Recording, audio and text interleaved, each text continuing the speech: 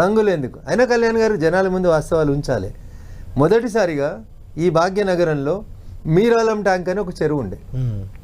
Mir Alam tank చెరువు కబ్జాకు గురవుతుందని 1994 అనుకుంటా, ఇఫ్ ఐఎమ్ నాట్ రాంగ్, అప్పటి ముఖ్యమంత్రి గౌరవనీయులు కోట్ల విజయభాస్కర్ రెడ్డి గారి దృష్టికి వస్తే వారు అప్పుడు ఒక సీనియర్ ఐఏఎస్ అధికారి రేచల్ చటర్జీ అనేటువంటి ఒక ఐఏఎస్ అధికారిని పంపించి మీరాలం ట్యాంక్ చెరువుని కాపాడండి అంటే మొత్తం డిస్ట్రక్ట్ చేసేసి ఆమె ఎక్కడికక్కడ చెరువుని ఉంచి వచ్చింది. 94లో ఊలగొట్టిరు. సార్ ఇలా కొత్తగా రాలే హైదరాబాద్కి కూల్చివేతలు.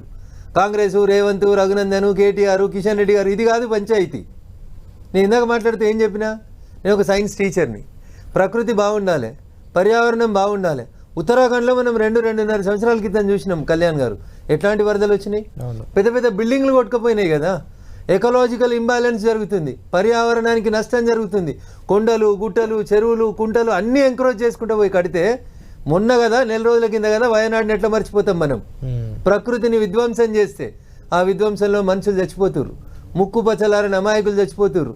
కాబట్టి దయించి నేనేం చెప్పినా అంటే 1994లో కోట్ల విజయభాస్కర్ రెడ్డి గారు మొదలుపెట్టినటువంటి ఆ చెరువుల పరిరక్షణ తర్వాత ఎట్లా రూపాంతరం చెందిందో ఒక 2 నిమిషాల్లో కన్క్లూడ్ చేస్తాను నేను. చెప్పండి. తర్వాత సుప్రీంకోర్టుకి చాలామంది పోయారు చెరువుల కుంటల విషయంలో. ఈ దేశంలో సర్వోన్నత న్యాయస్థానం సుప్రీంకోర్టు ఒక మాట చెప్పింది, చెరువులు, కుంటలు, నాలాలు, బఫర్ జోన్లు, ఎఫ్టీఏలకు అడ్డంగా ఎవరైనా ఎట్లాంటి కన్స్ట్రక్షన్ చేసినా కళ్యాణ్ గారు మళ్ళీ చెప్తున్నా, 24 గంటల్లో ఉదయం 6 గంటల నుంచి సాయంత్రం 6 గంటల దాకా ఎట్లాంటి నోటీసులు ఇవ్వకుండా ఏ బిల్డింగ్నైనా తొలగించమని ఈ దేశ సర్వోన్నత న్యాయస్థానం సుప్రీంకోర్టు చెప్పింది. సుప్రీంకోర్టు ఉత్తర్వుల కంటే రఘునందన్ రావు గొప్పోడా, రేవంత్ రెడ్డి గొప్పోడా, లేకపోతే రంగనాథ్ గారు గొప్పోడా, నాగార్జున గొప్పోడా? ఎవరైనా సుప్రీంకోర్టు ఉత్తర్వుల్ని ఫాలో చేయాలి కదా. ఇక అసలు దీని కథా కమామీసుకొస్తే జనాలకి తెలియకుండా కన్ఫ్యూజ్ అవుతున్నటువంటి మాట. ఉమ్మడి ఆంధ్రప్రదేశ్ ఉన్నప్పుడు 2010లో ఆంధ్రప్రదేశ్ హైకోర్టు చీఫ్ జస్టిస్ గారు ఒక జడ్జిమెంట్ ఇచ్చినారు. ఏమన్నారు? ఉస్మాన్ సాగర్, హిమాయత్ సాగర్తో పాటు హైదరాబాద్ చుట్టూ ఉన్నటువంటి మొత్తం చెరువులని పరిరక్షించండి. జీవో 311 పరిధి లోపల నిర్మాణాలు జరిగితే ఆ 2 జంట నగరాలకి మంచినీళ్ళని ఇచ్చే ఆ చెరువులు పాడైపోతే మనకందరికి కష్టమవుతుందని ప్రొటెక్షన్ చేయమని చెప్పి జీఓఎంఎస్ నెంబర్ 157ని 2010వ సంవత్సరంలో ఇచ్చిర్రు సార్. ఇది రాజకీయ నాయకులు ఇయ్యలేదు సార్, హైకోర్టు చెప్పింది. హైకోర్టు చెప్పి ఉస్మాన్ సాగర్ని, గండిపేటని, వీటినన్నిటిని కాపాడండి అని చెప్తే జీఓఎంఎస్ నెంబర్ 157ని 6 ఏప్రిల్ 2010లో అప్పటి ఆంధ్రప్రదేశ్ ప్రభుత్వం ఇచ్చింది సార్. మీకు తెలుసు 2010లో అంతా మేమంతా జై తెలంగాణ అని పెద్ద లొల్లి నడుస్తుంది. మా భూములు మాకే అన్నాడు గద్దర్ అన్నంటే కేటీఆర్ కూడా డాన్స్ చేసిండు. మా భూములు మాకే కావాలి, ఆంధ్ర వాళ్ళు కబ్జా చేస్తారు అన్నాడు.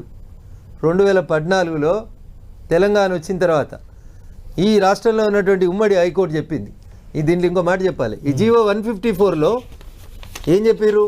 18 మంది ఆఫీసర్లు వేసారు కళ్యాణ్ గారు. అవును, జీవో 154 ఇది 2010లో వచ్చింది కళ్యాణ్ గారు.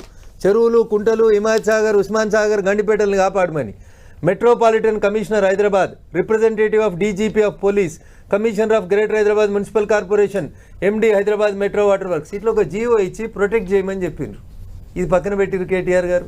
అందరం జై తెలంగాణ అన్నం, తెలంగాణ వచ్చింది. 2014లో ఎన్ కన్వెన్షన్ పంచాయతీ వచ్చింది. అక్కడ ఉన్నటువంటి చెరువు తమ్మిడికుంట చెరువు, కానామెట్ విలేజ్లో వచ్చేటువంటి చెరువులో దాన్ని అక్రమ కట్టడాలు కట్టిందని జనం కోసమని మా భారతీయ జనతా పార్టీ నాయకుడు కసిరెడ్డి భాస్కర్ రెడ్డి గారు ఒక పిటిషన్ వేసిండ్రు. కోర్టు సర్వే చేయమన్నది. ఎఫ్టీఎల్లో సర్వే చేసి ఎంకరేజ్మెంట్స్ ఉంటే తొలగించమని చెప్పింది. దాని ప్రకారం 2014 తెలంగాణ రాష్ట్రం వచ్చిన తర్వాత సర్వే జరిగింది కళ్యాణ్ గారు. సర్వే జరిగితే ఏం జరిగింది? అందులో 2014లో హెచ్ఎండిఏ నోటిఫికేషన్ ఇచ్చింది. దీనికి ఫుల్ ట్యాంక్ లెవెల్ని ఫిక్స్ చేసిర్రు, బఫర్ జోన్స్ని ఫిక్స్ చేసిర్రు. 2 సంవత్సరాలు పట్టింది, 2016లో ఫిక్స్ అయినాయి.